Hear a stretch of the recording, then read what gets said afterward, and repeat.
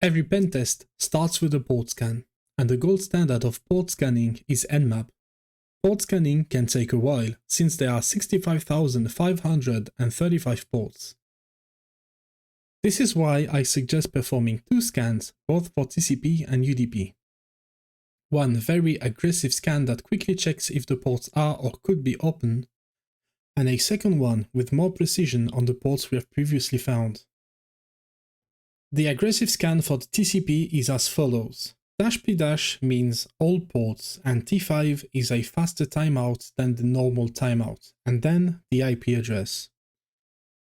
For UDP, it is the same thing, but we must add the SU parameter to specify that we want to scan the UDP protocol. The precise scan is as follows. Sudo nmap -p, and this time around, instead of -p-, we precise all the ports that we have found. Then we add SC for default script and SV to enumerate version. Finally, -a for OS detection, followed by our IP address once again.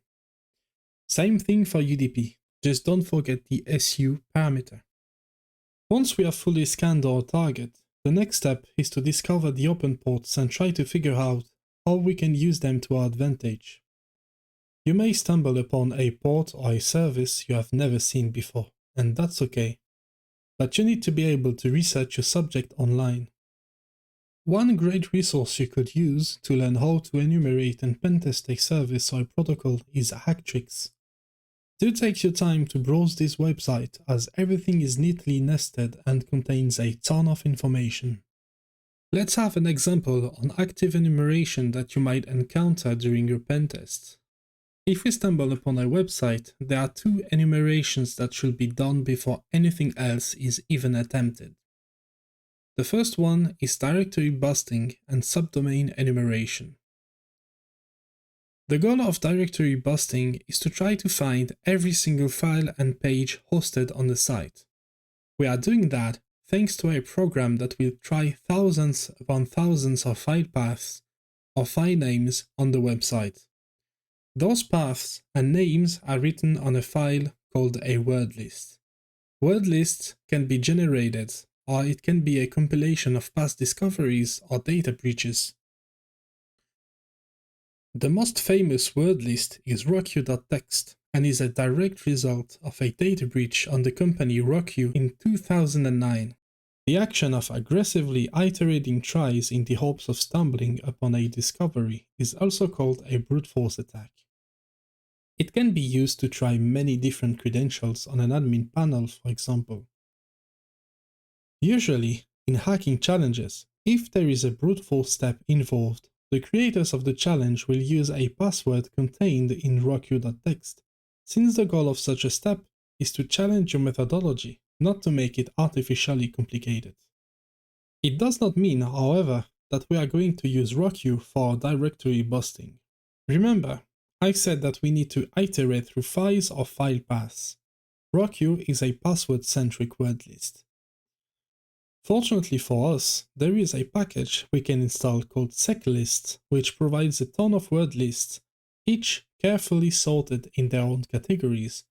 By default, those word lists will be installed at user share seclists. There are many different tools that allow directory busting, but today we are using ffuf. The syntax is as follows: ffuf-c-w for the path of the word list and -u for the address we want to scan. If there are discoveries, they will be displayed at the bottom. For now, we just have web. Subdomain enumeration, also called virtual host enumeration syntax, is as such: ffuf-w for the word list, -u for the address, and -h for the host. There is a caveat though. If we are starting the command, we will suddenly be bombarded by a lot of information.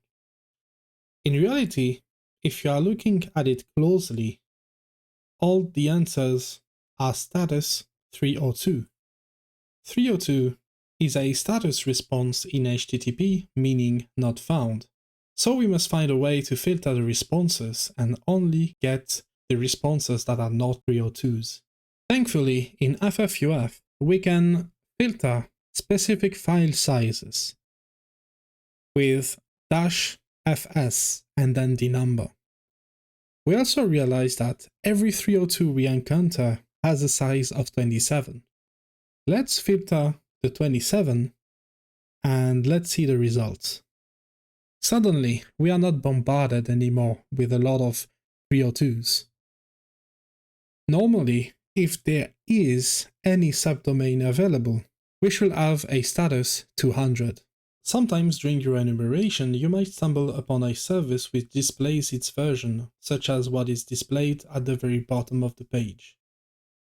Version numbers are very important, because you can search if there are any vulnerabilities that exist for this specific version.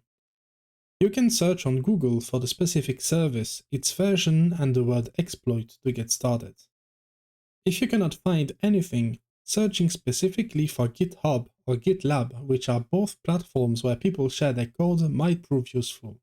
There is another way to search for vulnerabilities, and it is through the use of terminal-centric applications such as Searchsploit or Sploitctl.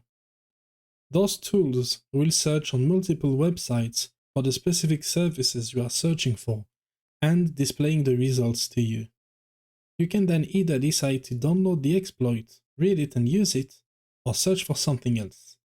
There is one last thing I wanted to share with you on active enumeration. One tool you are going to use a lot for your client is a vulnerability scanner, as it will provide a great baseline check for all the assets you are auditing. The scanner you are probably going to use as a professional is Nessus. But Nessus is a paid product and the free version is somewhat limited if you wish to discover vulnerability scanning. So we are going to use a free and open source alternative called OpenVAS. In order to install OpenVAS, we just have to type sudo apt install OpenVAS.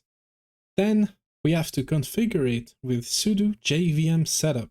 Then we have to run sudo jvm check setup.